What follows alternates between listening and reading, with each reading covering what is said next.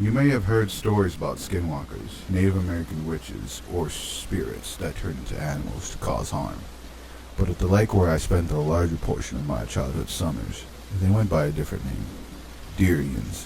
The story had faded to the most families of the lake over time, but mine still recites it in hushed whispers around the campfire.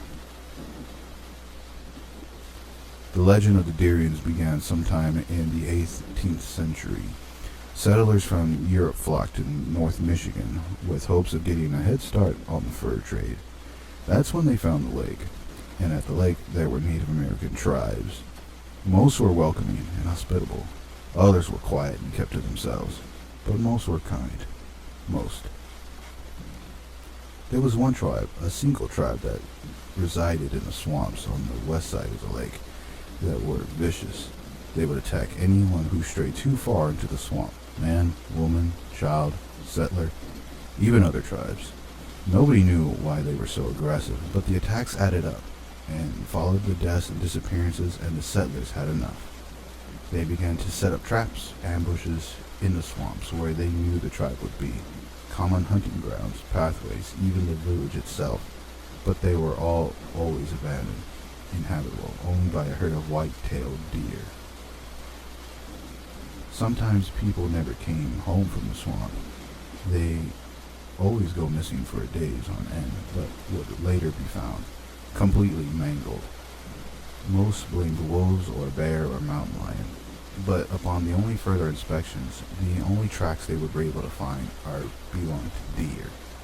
But that's not the story. No, my story takes place hundreds of years before the deaths and disappearances of the French settlers. I had always dismissed the stories of the Deerian, and just that they were stories, tales to frighten wide-eyed children, and to keep them within the confines of the family property. But one evening changed all that completely. Bald eagles are the common sight of the lake, but their nests are not easily found. Therefore, when my cousin said that he found a nest while he was kayaking along the river that ran through the swamp, my dad and I naturally went to see it. We hopped in a rickety old canoe, and with little daylight we had left, set off into the swamps. As we approached, we noticed something. It was a doe, drinking peacefully from the water.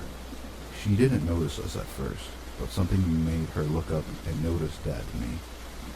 It was at this moment I knew something was up. The white-tailed deer are another diamond desert animals at the lake, though if you get more than about 100 feet of them, they take off. But this deer was different. It just stood there. As we got closer, I could tell this deer was wrong. She looked as if a child had read about her in a book, and then tried to draw of what little he could understand. I got close enough to the deer that I could almost touch her, but when she calmly turned and walked like a marionette into the woods, Dad and I looked at each other, but laughed it off. It was nothing. It had to be. Just some deformed deer. We entered the river, but immediately I was hit with a wall of sound. Birds, crickets, cicadas accompanying us on our journey. As if we turned to the first bend, I heard something in the tall grass to my right. Rustling. A big animal, perhaps a malformed deer. Dad didn't seem to notice, but I listened closely. Rustling, and then, to my surprise, a low whisper, like a hyena giggle. The thing ran off into the woods. I felt uneasy. I felt watched. I wanted to tell my dad, but I was worried that he'd just tease me. So we just kept paddling. Eventually we stopped to rest. We scanned the tops of the trees for the eagle's nest until we noticed something. The swamp, which previously had been bustling with life, was empty.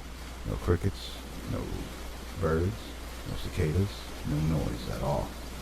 Until I heard another low whisper from the grass to my right, then another to my left, then giggling all around.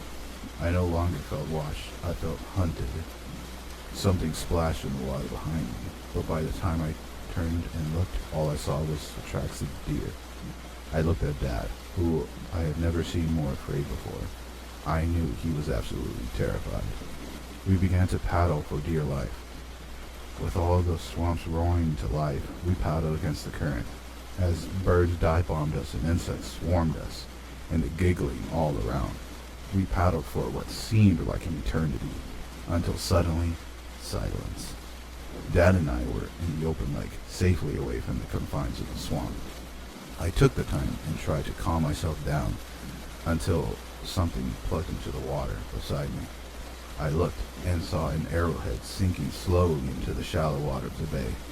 I hesitantly turned to see what the source was, only to see a stag, walking like a marionette, disappearing into the swamp.